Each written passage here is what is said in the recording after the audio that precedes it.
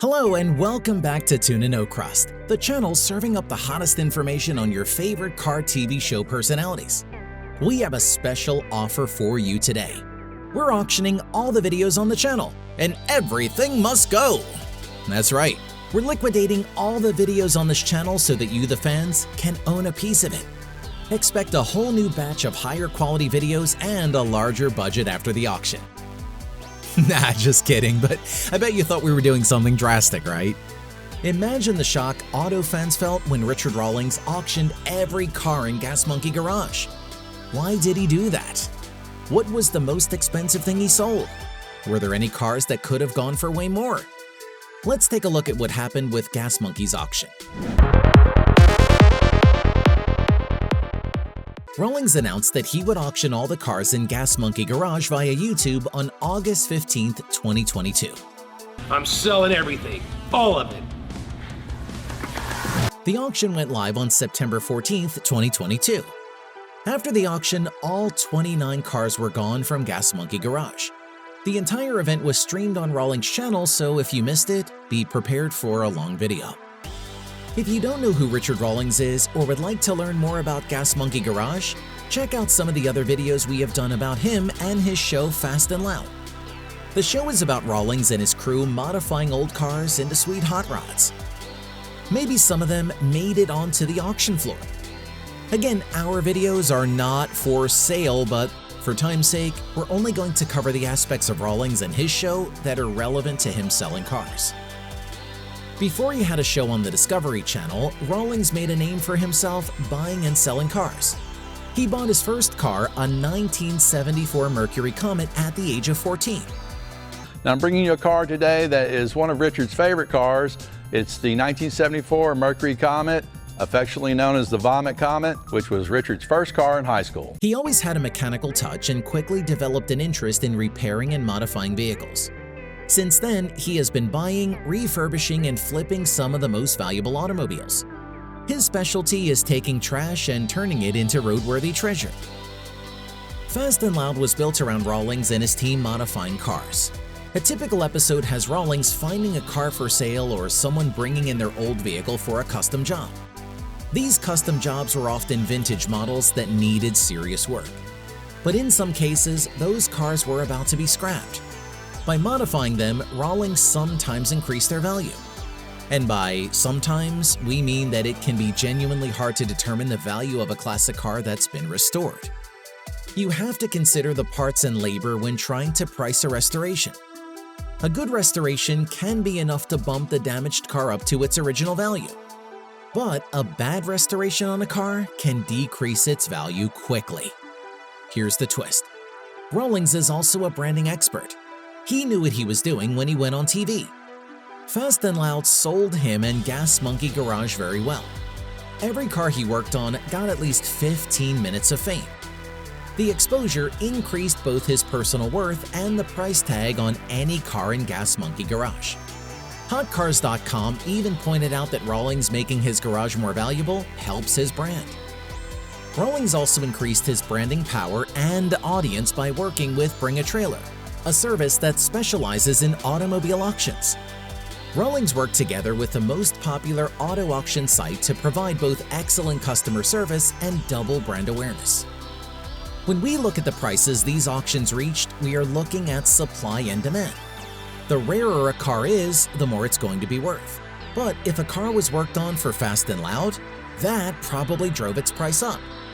Let's see the top, bottom, and mid-range prices of the cars in this amazing auction. The car that earned the most money was a 1993 Toyota Supra Turbo with just 16,000 miles on it. That one went for $121,000.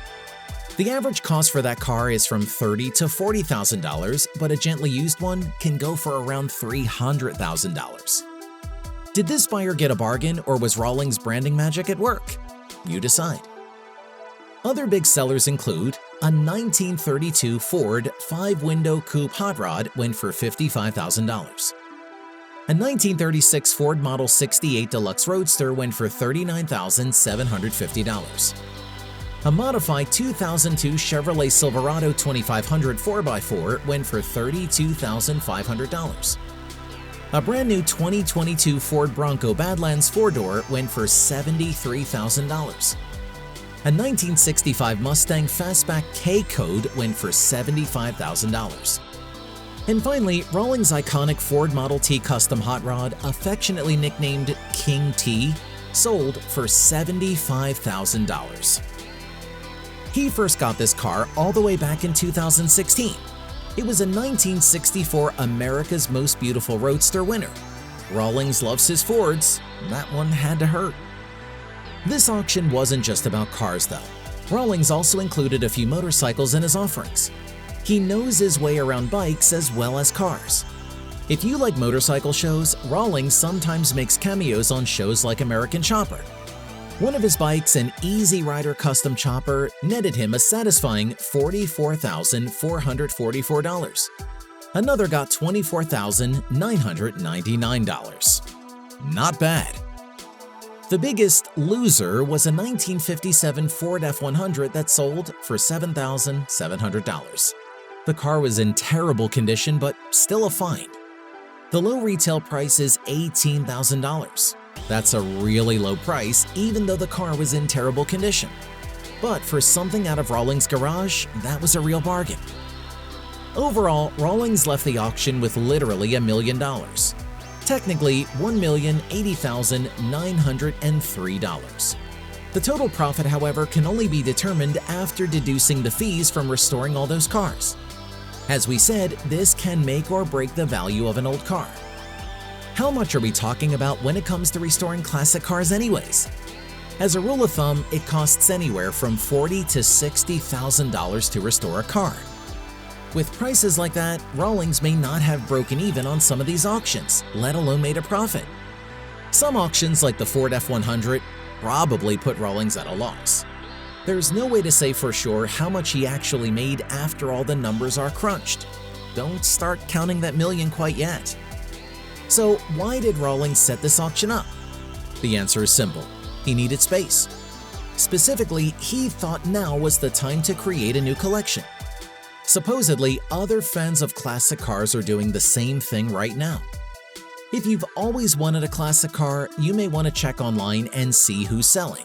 According to a professional car flipper, a lot of collectors may be looking for a change.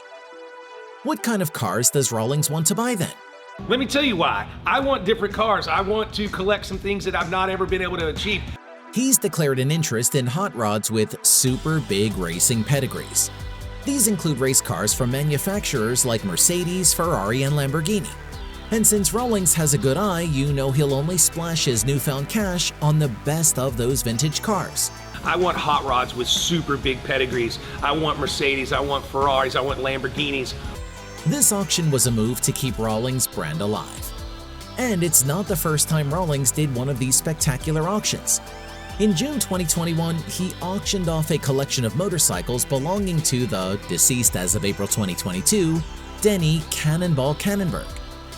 While Cannonberg was still racing, he opened several bike shops. And when we talk about bikes here, we mean dirt bikes, mini motorcycles, racers, and street bikes. Cannonberg was a connoisseur in his own right. If he saw a bike that he thought might have value down the line, he held onto it. Rawlings bought all 165 of Cannonberg's valuable bikes, including the properties the bikes were stored in 2019. Rawlings claims that he wanted to give some of the bikes a spin, but, well, certain world events made that unwise. Since they had been gathering dust for around 2 years, Rawlings decided to sell them at the Worldwide Auctioneers event in Auburn, Indiana from September 10th to 11th, 2021. But Rawlings did not stop at making money off of the bikes. He sold tickets to potential buyers and onlookers alike. Even without the ticket sales, the auction sold well over $1 million. And yes, this was while Cannonberg was still alive. Maybe we should all be glad that his Gas Monkey auction was not pay-per-view. We bring this second auction up to make a point. When Rawlings puts up a massive auction like this, he does it for a reason. He's a savvy investor and a brutal businessman. If he didn't know he could charge people to see his auction, he would not have offered tickets. Rawlings is a businessman first. He wanted to add more valuable pieces to his car collection. The car market was good for selling at the time, and he may have been waiting for that kind of opportunity to clean out his garage. Rawlings may be a businessman and an entertainer, but this auction proves that he's business first. We can't wait to see what Uncle Richard will add to the garage next. Rawlings has made no illusions about this auction being about anything but a future investment toward better, pricier cars. But what about you? Are there any items that you would open bank accounts for? Do you make any interesting investments with your money? If you got $1 million, what would you do with it? And how much would you pay for a popular YouTube video anyways? Comment with your thoughts below, and don't forget to like, subscribe, and ring that bell so we don't have to auction our videos. We'll see you next time.